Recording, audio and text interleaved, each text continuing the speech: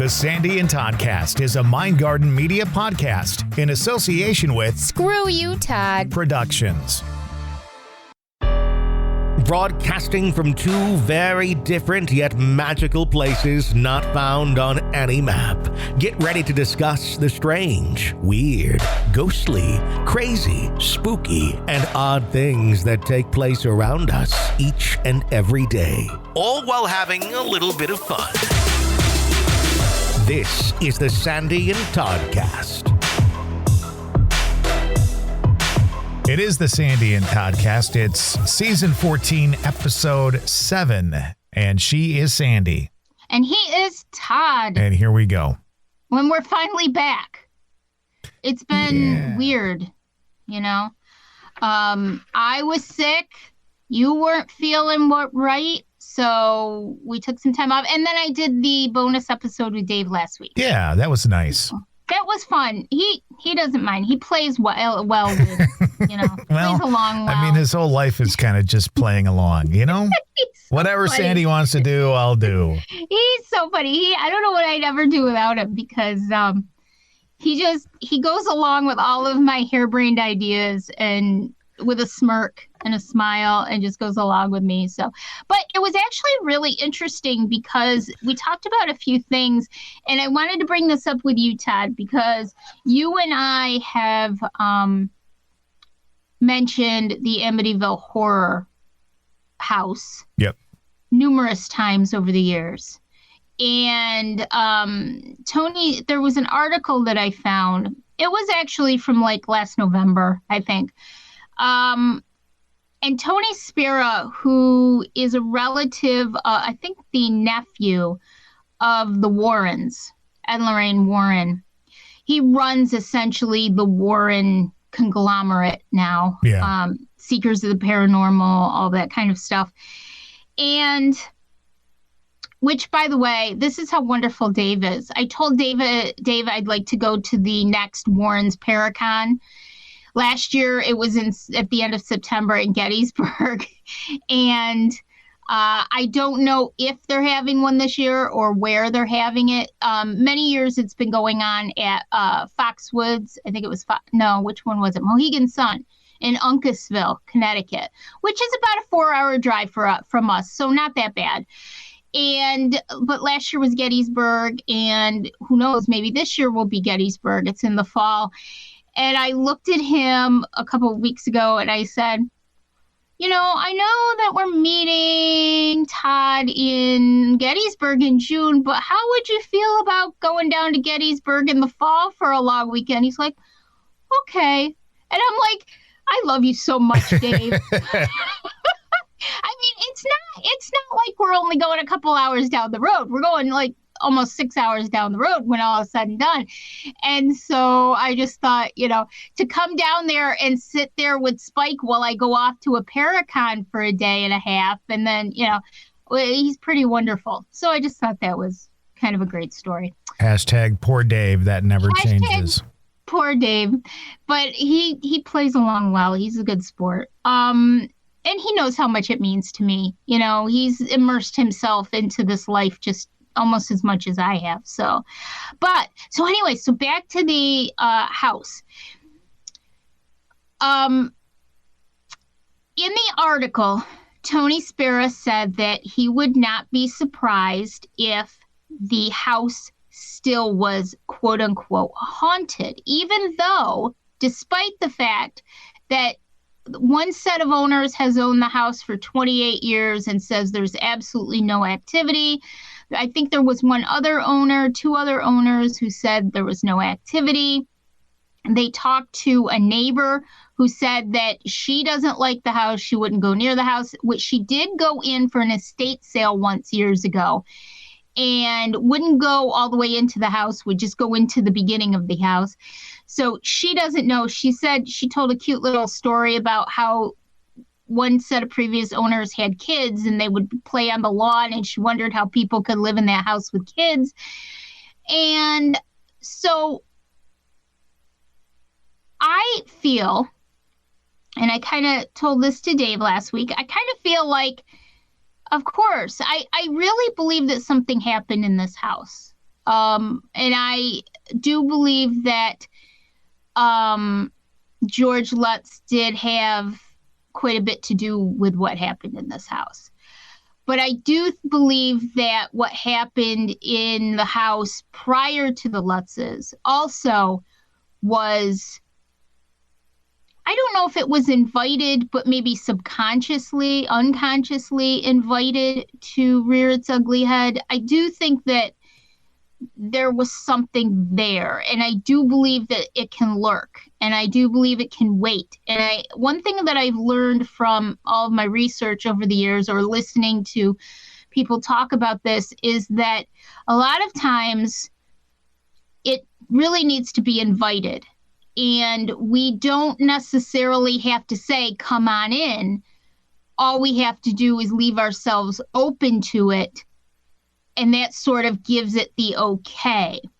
And so do I believe it's possible that that house has been lying in wait for years? I actually do.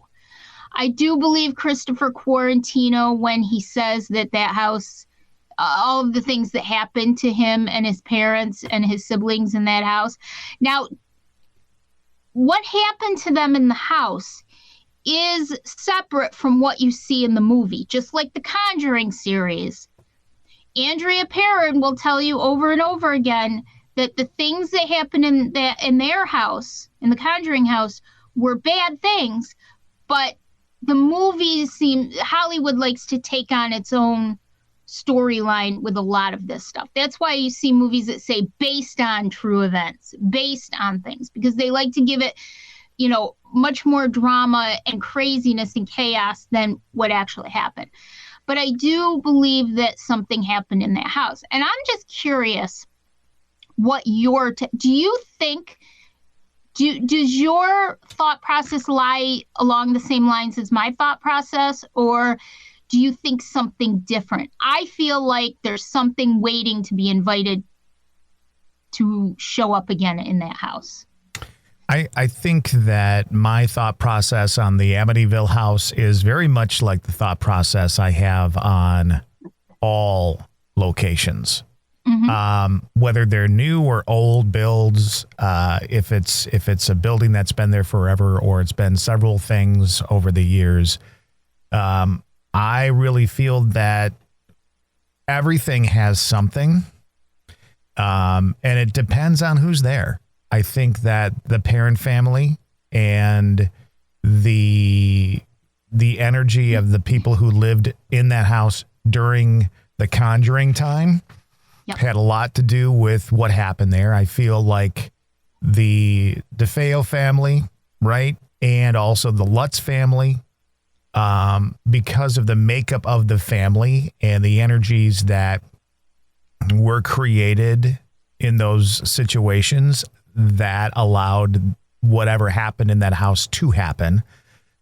And if another family or another individual were to move into that house now that had the same sort of makeup that attracted the energy to actually show itself, I think it would happen again.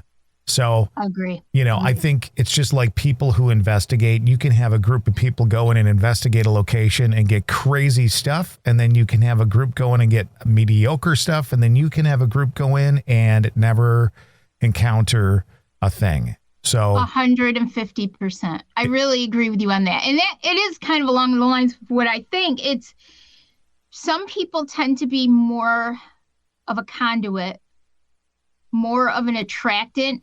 And if you think about the DeFeos, look at the amount of chaos, right, and the things that were going on in that home. Not only do you have several teenagers and prepubescents, and you had physical and emotional abuse going on, you had a lot of stuff. What negative entity or spirit or entity or whatever it may have been, what wouldn't be attracted to that? Right. Isn't that like inviting it in? And then you get to George Lutz, who many people have corroborated the fact that he was messing with the occult. Yep. What do you think will happen when that happens? Isn't that a conduit for negativity? We've talked before too about people who are alcoholics or drug dependent, and how they sometimes not consciously invited in, but because their resistance is so low to everything, it's a natural conduit for things like that: mental, emotional, physical, lacking of strength. We've kind of thrown that idea, that hypothesis around, that it's possibly, what if some of the people that they say that are mentally ill are not actually mentally ill? So I agree 100% with you there. Is it just the fact that maybe, the dynamic of the people who live in that home since then has not been just right? It hasn't been something. Now that's not to say that a house can't be quote unquote, haunted or active without negative. Right. There is a difference between negative hauntings, possessions, obsessions. There is a big difference between that and activity. I don't feel anything negative in my home, but I certainly have activity in my home. There's a big difference between that. And that's where I think a lot of people kind of get caught up in the difference, and they don't realize what a difference there is. I bet if you asked the people who swore up and down that they didn't have anything happen in that house over the years, it's possible that they're only thinking of negativity, and who knows if something has happened in that house over the years that isn't negative, it's just active. Right. So I just thought that was such a different, interesting way of thinking about it. And I think on one hand, Tony Spear is correct that it probably is quote unquote haunted. I like to say active because haunted makes me think of the movies sometimes, but it very well could be still active. But is the negativity there? Probably not, or we'd hear much more about it. It would have changed hands more often than 28 years. But I just thought it was an interesting article and one to think about, especially since you and I have talked about it so much over the last several years. So just a really interesting one. So, one thing I wanted to talk about, and we were going to talk about this like a month ago before we both were down with the sickness. I was watching, and I've talked about this before. I was watching or listening to some Art Bell and Coast to Coast AM audio clips on YouTube for the past few months. When I'm doing work, I'm doing other things, I'll tend to put it on and listen to it like old radio shows. And there was a Coast to Coast AM with George Norrie that I was listening to, and they were talking about UFOs and activity, paranormal activity, the whole kind of thing. They call it high strangeness, which I love that term. And he hit on a guest, and I actually took notes, thank God, because I can't remember what I had for dinner last night. Right. It was a month ago that I listened to this, right? So he had on a guest. His name was Sebastiano De Filippi from Argentina. And Sebastiano is a researcher of UFOs and UFO-related phenomena. He's done it for over 25 years. He's also a musician. He's very well known in the community. And he at one point was talking about Skinwalker Ranch. Now, we have discussed Skinwalker Ranch many times on the show. Skinwalker Ranch is the epitome of high strangeness. I think most people who listen to us and or follow the weirdness community, the woo-woo community, all of this high strangeness stuff, they are familiar with Skinwalker Ranch. So he was talking about particularly Skinwalker Ranch, but also other places that have this phenomena of different types of things.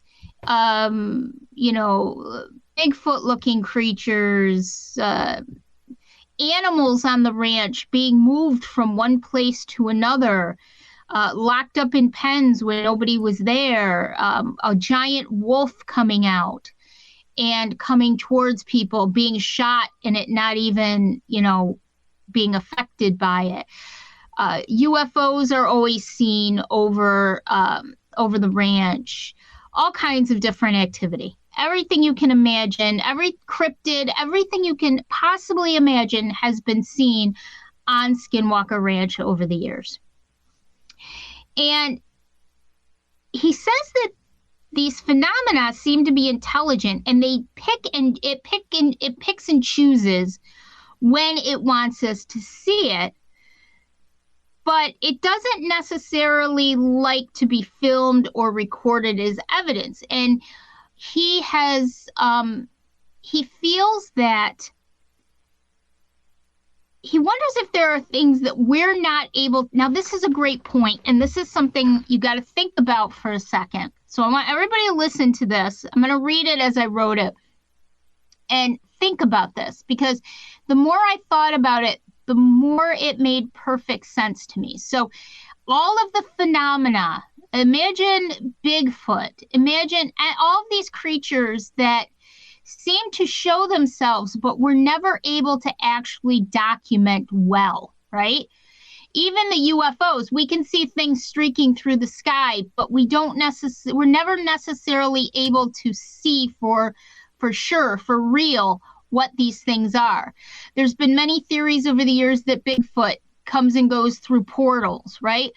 Nobody's ever been able, other than the original footage, nobody's ever been able to really get good footage of Bigfoot, right?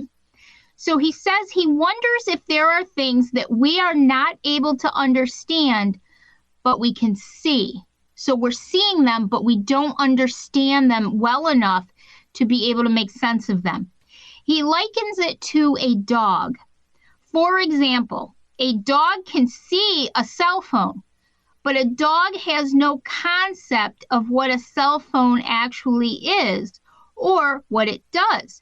So his question is, are there things that are just above our understanding that we see, but we cannot process and understand them enough to understand what they are? We're sentient beings, but we don't have the necessary equipment to fully understand it. So we don't have the right eyes and ears that allow us to process. So different levels of understanding.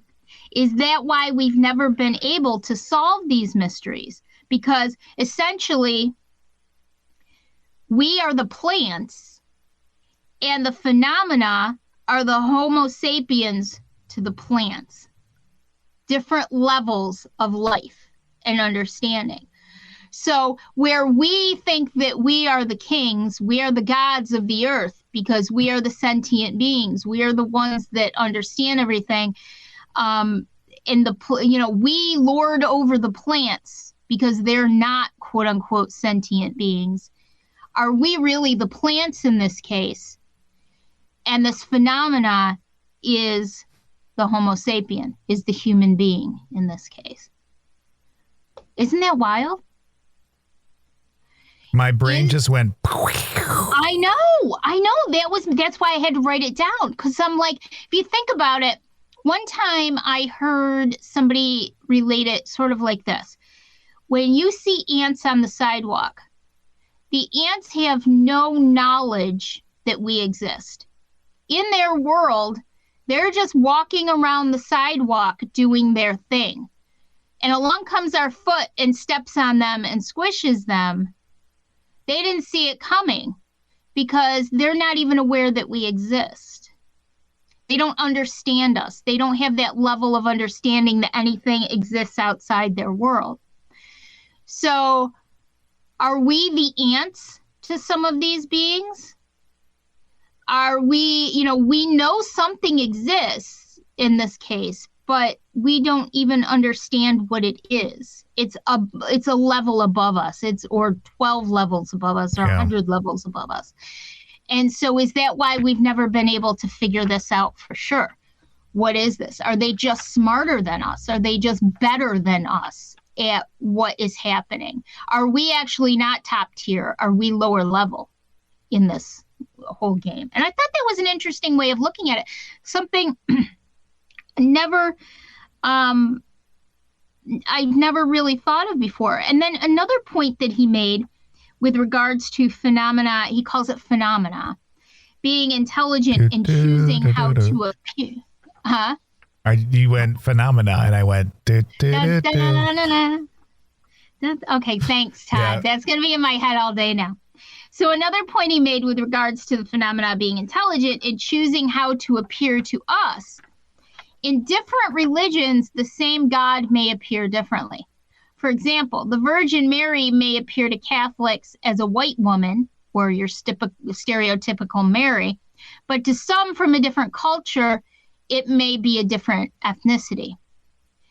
So same with Jesus, or they may appear to someone in India in a different manner. He says, quote, "It will manifest itself in the way it finds itself in our own minds," unquote. It mirrors itself to what we have in our brain. He said, "We have come to accept that the interactions that we may have with these phenomena are on the phenomenon's terms, not ours. The phenomena is in control." He says it's so much more than us, and it chooses what happens. It calls the shots. Well, and that kind of also and as you just said, it presents as something we would understand, right? So like you said, Mary would present as a white woman to some, as a person of color to other people, etc. Okay. So and we've had this conversation too. Why do we only always see people from the turn of the century in the white gowns? And because that's what we've come to expect, right? We expect a ghost to have a flowing white dress on coming down the stairs, because that's right now what our mind is able to wrap around, right? Exactly. So we've asked this question: why do we not see Native American ghosts on average? Like, why does that not? Maybe because as a white person, I'm not able to necessarily understand that. So it's not how whatever's there presents itself. And then the question is, are what we're experiencing, let's just say it is in fact true that when we experience an energy or a ghost or a haunting, we experience it as we're able to understand, right? Does that mean that what we think we're experiencing isn't even that? Like, it could be something totally else, right? Right, exactly. I mean, doesn't this blow your mind? Yes, but it's also the same conversation that we've also had in smaller bits and pieces all this time. Yes. It kind of pulls everything together. Along those lines, Dave and I were watching, we talked about this before. We watch a lot of YouTube, like Jason Hawes from TAPS, from Ghost Hunters, Project Fear, Katrina Weidman. Those are our top 3 that we watch their new videos on YouTube. I highly recommend them. We were watching, let's see, what night was it? I think Friday night. We're watching more of it now because hockey season is basically over. Baseball season is here, but it's not every night. And so we have a lot of evenings that we watch these videos. And the other night we were watching part 1 of a Katrina Weidman video where she and Heather, her friend Heather Taddy, they were at Bobby Mackey's music hall. Okay.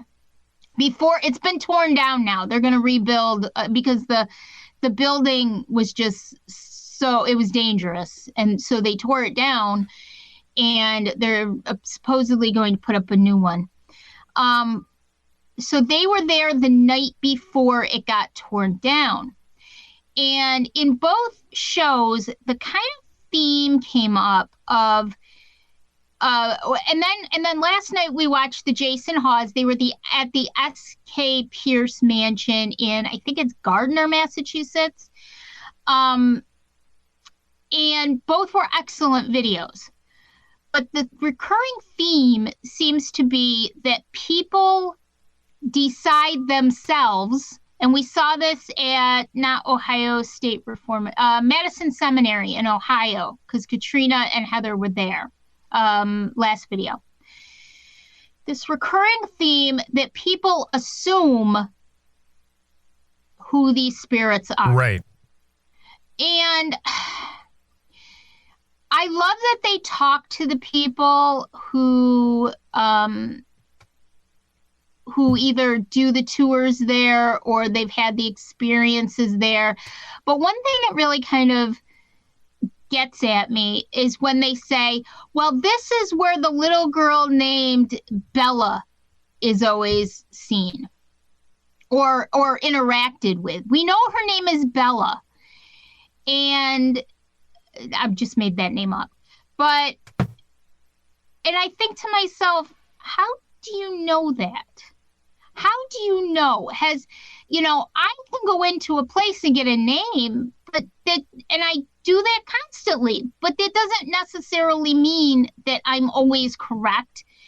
And you can't just always just go with what you think it is. Just because a little girl named Bella lived in the house in 1865 doesn't mean that that's the spirit that is interacting with you, and we just tend to assume things a lot.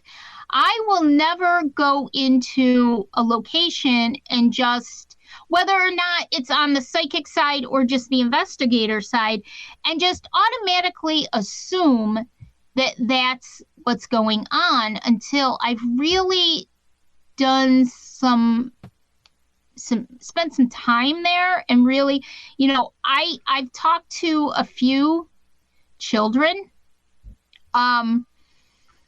a lot of people, and I'm fairly confident that who I've talked to is who it was. I can never be 100% sure. But it's not because a little child named Lucy, I know for sure, was in the jail, or because a little girl named Maggie was at the church. I can only go from my interactions. But we can't always assume that what we're experiencing is one thing or another for sure. And I think that goes along the same lines in that we don't know if they're presenting themselves to us in a way that we can easily understand or relate to. Is it really Bella? Is it really George? Is it really Jim or Mary Ellen? Or is it really? Until they literally write on a piece of paper, my name is Mary Ellen, we don't know. And even if that were to happen, we can't prove that. No. So we can't always assume. But what we can do is take the experiences that we have with it and learn from the experiences. Now, when I was in the old Herkimer County Jail, during the seance, the little girl, Lucy, and I say it that way because I have no other, nothing else to compare it to. The little girl, Lucy, I could see her plain as day. She came to me. I helped her get to the other side, and I got her story, and I learned about her. I still to this day can't 100% say that that was a little girl named Lucy. I felt her emotions. I felt her fear. I heard her story. I could see her.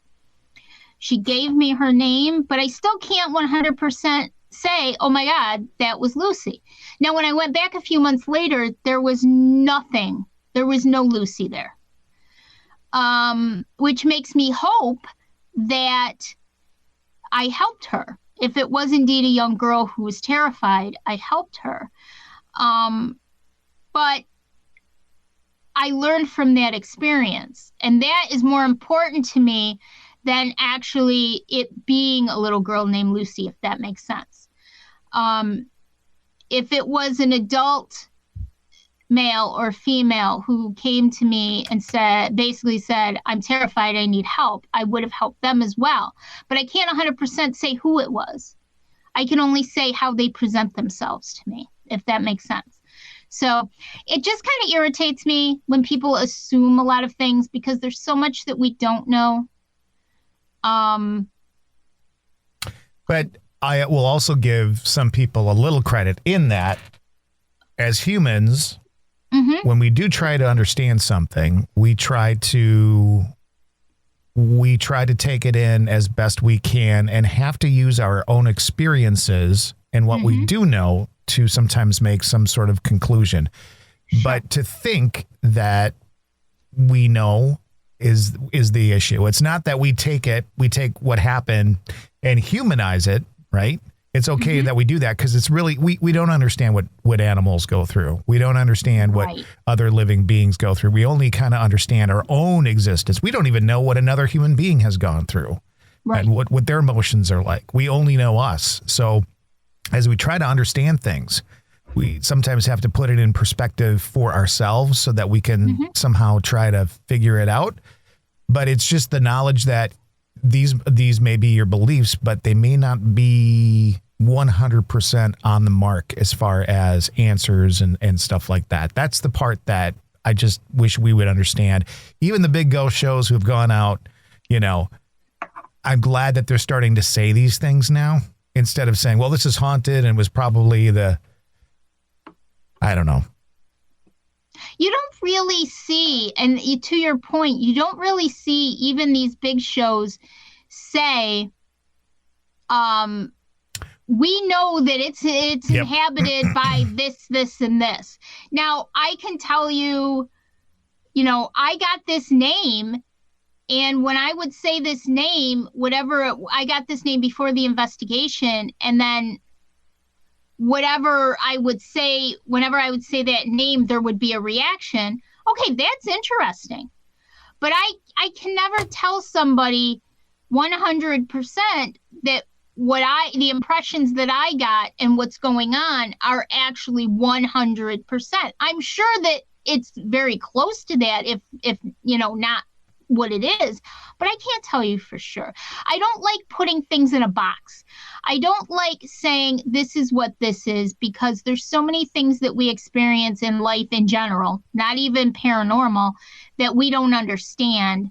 And I think sometimes it's fine, but sometimes it's a mistake to put things in a box and say this is 100% what it is. When we were in that pub in that basement a couple of years ago, and we had those objects being thrown, I was feeling an angry male presence, and I felt like he was trying to sort of guard certain areas of that basement. Okay, from what I was experiencing. He was angry. He was a jerk. He was throwing physical objects against walls and doors. I mean, it was craziness. But I can't tell you for sure who he was. I don't know. But I can tell you that this was my experience with him. And I'm not going to say his name was Bill and he lived in 1834 because I don't know if his name was Bill and he lived in 1834. But I can tell you he was angry And he was trying to guard something that was going on down there, whether in his time when he was alive or not, I don't know. So I just think it's wrong to assume too much in anything. And that's what I think this man is getting at. I think he's saying that there's so much we don't know. And what if that's sort of the plan? What if there are higher beings that do things and are things and exist that we just are not capable with our human consciousness of ever understanding, of ever being able? Well, I'm sure that's the case. I have no doubt in my mind. 150% agree. And it blew my mind because I really had never thought of it in those terms. I guess I had thought of it, but never in those terms. You know, like, is there a reason why we just can't seem to get, Dave always makes me laugh because he'll say, in this day and age, somebody stealing beer, a case of beer out of the convenience store, and the best they can do with their camera footage is a blurry image. Why is it in 2025 we can't have really clear video footage? And it's the same thing. If you think about it, it's like in 2025, we still haven't gotten a really clear image of a Bigfoot or this. Maybe it's because they don't want us to. Right. Or they have some ability to blur every image that's taken of them. The other thing that I find interesting is, as human beings who investigate paranormal, it's kind of like investigating someone or something on the internet. Okay. Because I'm just thinking about people who catfish, right?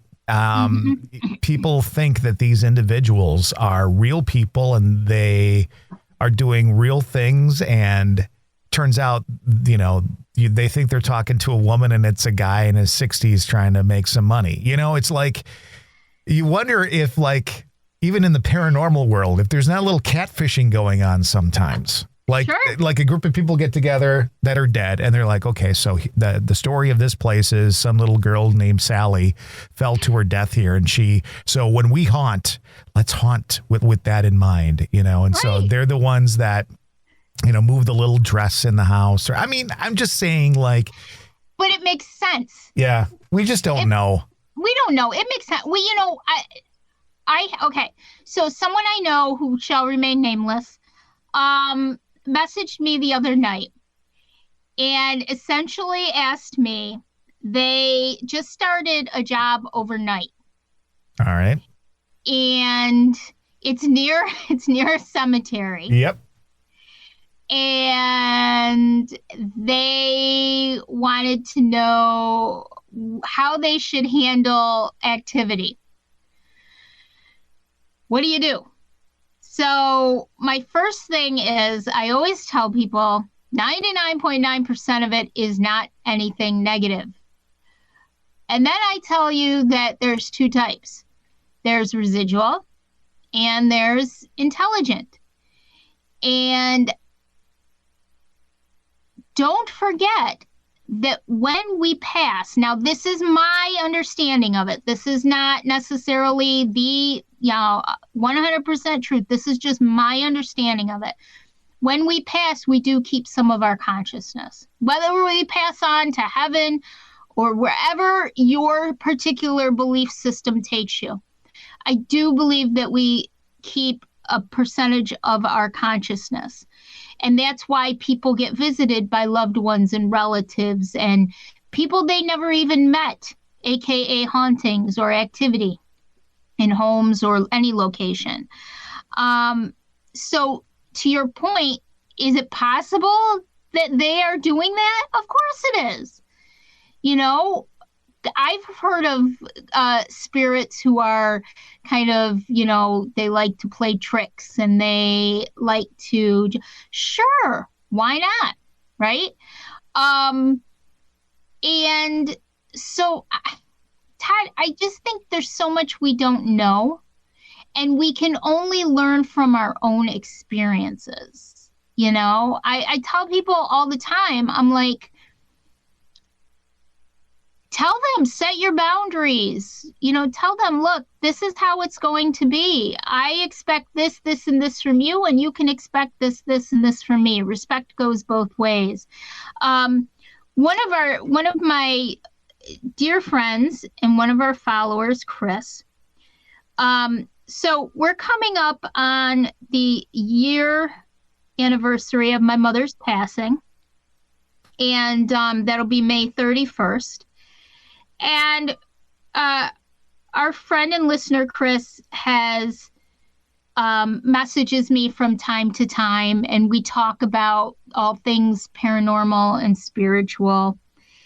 And Chris messaged me back in March, and she said that I could share it. And in fact, I think I will, because this sort of this goes to the idea of us keeping some of our consciousness. And when my mother passed, and I was in the hospital, the ICU room with her, the emergency room, and I had to make the horrific decision to let her go. One of the things that I said to her. By the way, do you have storms there? No, Dave's taking the garbage out of the street. I was like, either that or your mom's in the background singing Sweet Caroline right now. I'm not sure. Oh, dear Lord. Oh, God. No, Dave's just dragging the garbage containers out to the street. I heard that too, but I was going to ignore it. I gave her a word. And I honestly didn't know because I had always joked with her about a word and we never did it. So this was my last chance. And I honestly didn't know at the time whether she could even hear me. She was on life support. I couldn't tell if she could even hear me. But I gave her the word. And I won't say the word but I gave her the word. So a little while after I gave it some time, I gave it about a week and a half. And I did a spirit box session. And I asked her the word. And sometimes when you do spirit box, you can't always hear it in real time. So I did it and I asked her what the word was. And then I waited a couple of months because I needed to start my grieving process. And finally, a couple months later, I sat down and I took the audio from it and I listened to it. And I'll tell you what, there was the word. Clear as day, the word came through. I think it was twice the word came through. And I saved it, of course. And I've done an occasional spirit box session, especially after I've had some activity in my studio. But again, I think that I'm essentially, we've talked about this, I think I'm essentially like a safe haven at times. I'm sort of like the safe bus stop, in the city of the afterlife, where many souls come to get some peace, and just it's like a layover spot. So I never know for sure who is active in here. But the word came through. So Chris's father had been declining, and he did pass in March, beginning of March. And so she sent me this. I wanted to share with you something cool. I asked him quietly to let me know if he was okay while he was still with us here on this side. He started showing me owls. If you know my dad, he was like a wise old owl with British humor. I have seen owls in weird places since he passed last month. 2 owls on a sticker at a random gas pump I never go to. Love really does transcend so much. Maybe your mom loves Scooby-Doo and really wanted to say, hey. Thinking of you and all the Sandy and Toddcast group. Hope you have a blessed day ahead. P.S. If this helps anybody, you can share it. Loss is tough. So I did want to share that. I'm sorry if I'm a little cryy. But we do keep some of our consciousness. And I do believe that that's important for all of us to remember. You've had signs. you and I had that amazingly sweet moment with your mom at Canna Island. I've had moments, I've had signs, both from my friend Trey and my mom. I kind of want to wrap this episode up with, don't put anything in a box. Keep yourself open. Keep yourself open to love and understanding and acceptance and the willingness to know that they're still there with you. Can we ever be 100% sure of anything? I just don't feel like we can. But things that bring us comfort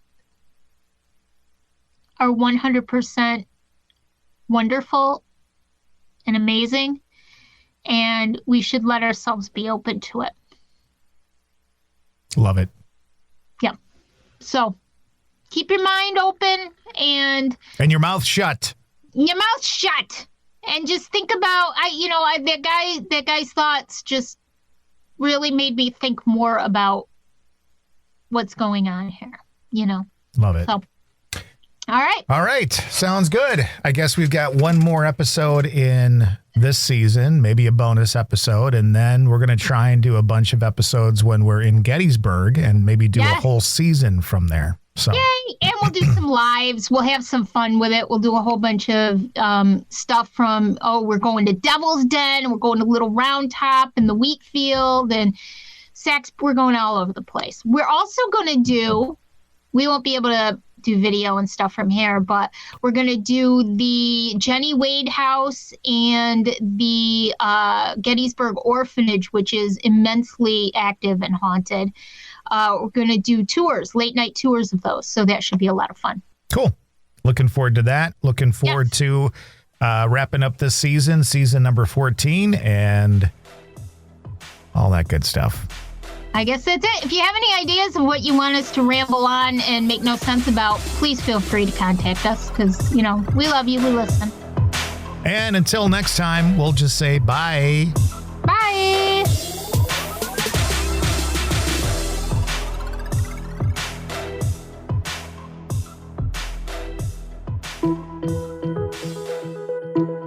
We make podcasting easy. Mindgarden Media can get you going on your very own podcast. With many years in the broadcast and audio industry, Mindgarden Media can edit, fully produce, and provide all the web distribution services. We're podcasters too, so we'll guide you every step of the way to a professional sounding podcast production. For information, email the Mindgarden Media at gmail.com, the Mindgarden Media at gmail.com, or check us out on Facebook.